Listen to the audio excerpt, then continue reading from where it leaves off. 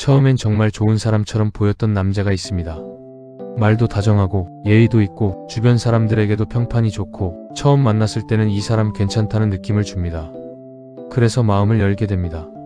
이번엔 다른 사람일지도 몰라. 이 사람은 나를 힘들게 하지 않을 것 같아. 드디어 좋은 사람을 만난 걸까? 그런데 시간이 지나면서 이상한 느낌이 듭니다. 분명 나쁜 사람은 아닌 것 같은데 이 사람을 만나고 나서 내가 자꾸 눈치를 봅니다. 좋은 사람인 줄 알았는데 내가 서운하다고 말하면 갑자기 차가워지고 사과는 하는데 행동은 바뀌지 않고 사람들 앞에서는 다정한데 둘만 있을 때는 나를 가볍게 대합니다. 그러다 어느 순간 이런 생각을 하게 됩니다. 내가 너무 예민한 건가? 이 정도는 참아야 하나? 이 사람은 원래 좋은 사람인데 내가 문제인 걸까? 오늘은 좋은 남자인 척하는 남자가 반드시 보이는 행동에 대해 이야기해 보겠습니다. 여기서 중요한 건 사람을 한 번의 실수로 판단하자는 게 아닙니다. 누구나 서툴 수 있고 누구나 말실수를 할 수 있고 누구나 가끔은 자기 감정을 잘 다루지 못할 수 있습니다. 하지만 문제는 반복되는 패턴입니다.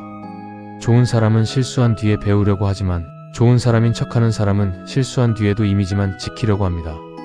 첫 번째, 사람들 앞에서는 좋은 사람인데 둘만 있을 때 태도가 달라집니다. 이런 남자는 밖에서는 정말 괜찮아 보입니다. 친구들 앞에서는 예의 바르고 가족이나 지인들 앞에서는 책임감 있어 보이고 처음 보는 사람에게도 친절합니다. 그래서 주변 사람들은 말합니다. 그 사람 괜찮지 않아? 성격 좋아 보이던데? 너한테 잘해줄 것 같은데? 그런데 이상하게 둘만 있으면 다릅니다. 말투가 차가워지고 당신의 감정을 귀찮아하고 서운한 이야기를 꺼내면 피곤해합니다. 밖에서는 좋은 사람인데 정작 가장 가까운 사람인 당신에게는 함부로 대합니다. 이건 굉장히 중요한 신호입니다. 진짜 좋은 사람은 남들 앞에서만 좋은 사람이 아닙니다. 둘만 있을 때도 당신을 존중합니다. 사람들이 볼 때만 다정하고 아무도 보지 않을 때 당신의 마음을 가볍게 다룬다면 그건 좋은 사람이 아니라 좋은 이미지가 중요한 사람일 수 있습니다. 두 번째, 사과는 빠른데 행동은 바뀌지 않습니다. 이런 사람은 사과를 안 하는 게 아닙니다. 오히려 사과를 잘합니다. 미안해. 내가 잘못했어. 다음부터 안 그럴게. 내가 그렇게 느꼈다면 미안해. 처음엔 이 말이 진심처럼 느껴집니다. 그래서 마음이 풀립니다. 그래도 사과하잖아. 완전히 나쁜 사람은 아니잖아. 이번엔 정말 바뀌겠지. 하지만 며칠 지나면 다시 똑같습니다. 또 같은 말로 상처를 주고 또 같은 행동을 반복하고 또 같은 방식으로 당신을 외롭게 만듭니다. 그리고 다시 사과합니다. 여기서 꼭 기억해야 할 게 있습니다. 진짜 사과는 말이 아니라 변화입니다. 말로만 하는 사과는 미안함이 아니라 그 순간을 넘기기 위한 기술일 수 있습니다. 정말 미안한 사람은 당신을 잃지 않기 위해 자기 행동을 조정합니다. 하지만 좋은 남자인 척하는 사람은 당신이 결국 또 받아줄 거라고 생각하기 때문에 깊이 바뀌려고 하지 않습니다. 세 번째, 당신의 감정을 이해하기보다 정리하려고 합니다. 당신은 그저 마음을 말하고 싶었을 뿐입니다. 그 말은 좀 서운했어. 요즘 내가 좀 외롭게 느껴져. 나는 이런 부분에서 불안해. 그런데 그는 당신의 감정을 들어주기보다 빨리 결론을 내리려고 합니다. 그래서 내가 뭘 어떻게 해야 하는데? 그럼 안 만나면 되잖아. 또 시작이네. 이런 얘기 계속하면 나도 지쳐. 이런 말은 문제를 해결하는 것처럼 보이지만 사실은 감정을 닫아버리는 말입니다. 당신이 원하는 건 싸움이 아닙니다. 그저 내가 그렇게 느꼈구나. 내가 그 부분은 생각을 못했네. 우리 이건 같이 맞춰보자. 이런 반응일 수 있습니다. 하지만 좋은 남자인 척하는 사람은 당신의 감정을 이해하려 하기보다 당신이 감정을 말하는 상황 자체를 불편해합니다. 그러면 당신은 점점 말하지 않게 됩니다. 서운해도 참고 불안해도 숨기고 상처받아도 혼자 넘기게 됩니다. 좋은 관계는 내 감정을 말할 수 있는 관계입니다. 감정을 말할 때마다 내가 피곤한 사람이 되는 관계는 한 번쯤 다시 봐야 합니다. 네 번째, 당신의 아픔보다 자기 이미지가 더 중요합니다. 이건 정말 미묘하지만 중요한 특징입니다. 당신이 상처받았다고 말하면 그 사람은 먼저 당신의 마음을 보지 않습니다. 대신 자기 이미지가 무너지는 걸 더 걱정합니다. 그럼 내가 나쁜 사람이란 거야?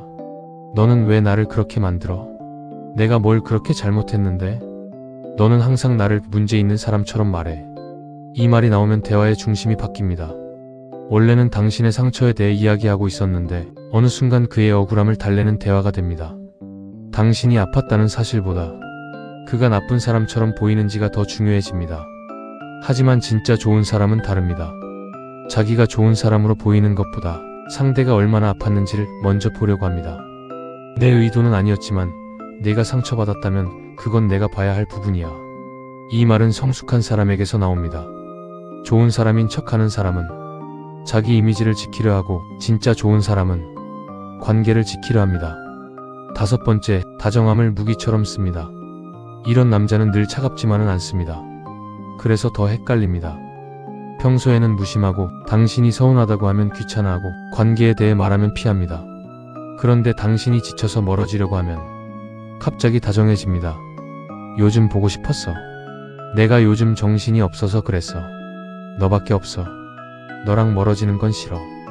그 말을 들으면 다시 마음이 흔들립니다. 그래도 나를 좋아하긴 하는구나. 이번엔 달라질지도 몰라. 하지만 다시 가까워지면 또 원래대로 돌아갑니다. 이런 다정함은 사랑이 아니라 당신이 멀어지지 않게 붙잡는 방식일 수 있습니다.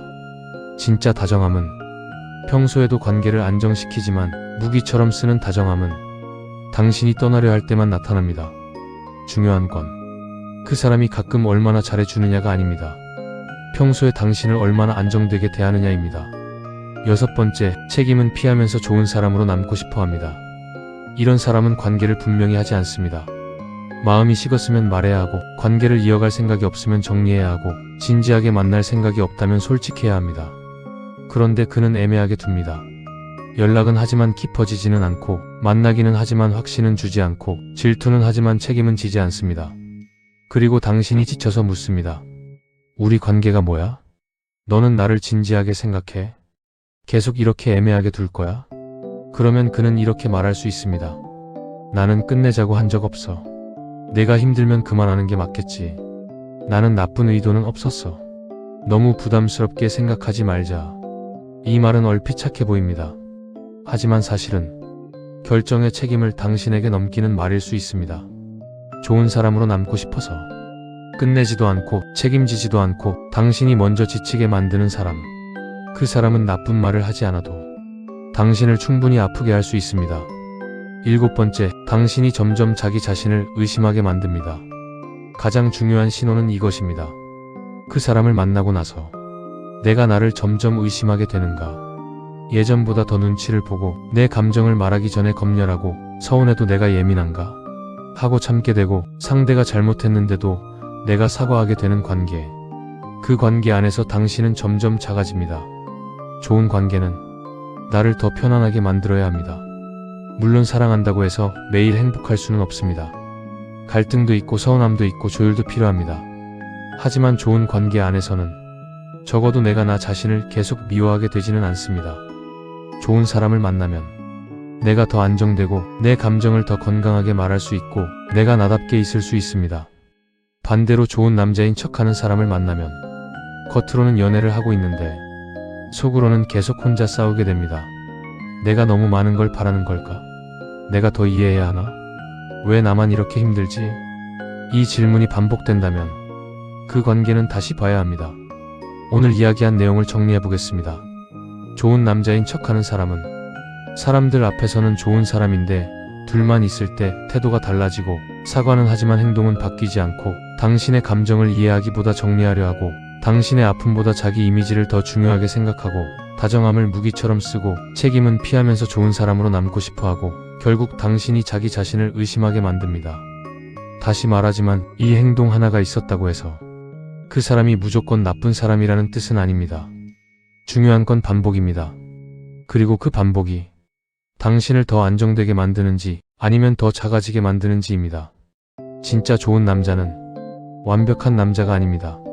하지만 적어도 당신이 상처받았다고 말했을 때 당신을 예민한 사람으로 만들지 않습니다. 진짜 좋은 남자는 좋을 때만 다정한 사람이 아니라 불편한 순간에도 당신을 존중하려는 사람입니다. 그러니 앞으로 누군가를 볼 때 그 사람이 얼마나 좋은 사람처럼 보이는지만 보지 마세요. 그 사람이 당신을 어떻게 대하는지 보세요. 사람들 앞에서의 모습보다 둘만 있을 때의 태도를 보세요.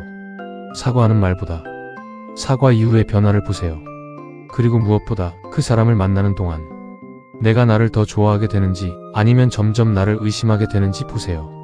좋은 사람은 나를 헷갈리게 하지 않습니다. 좋은 사람은 나를 나답게 만듭니다. 말보다 행동, 설렘보다 진심. 관계의 신호에서 오늘도 마음의 방향을 읽어드립니다.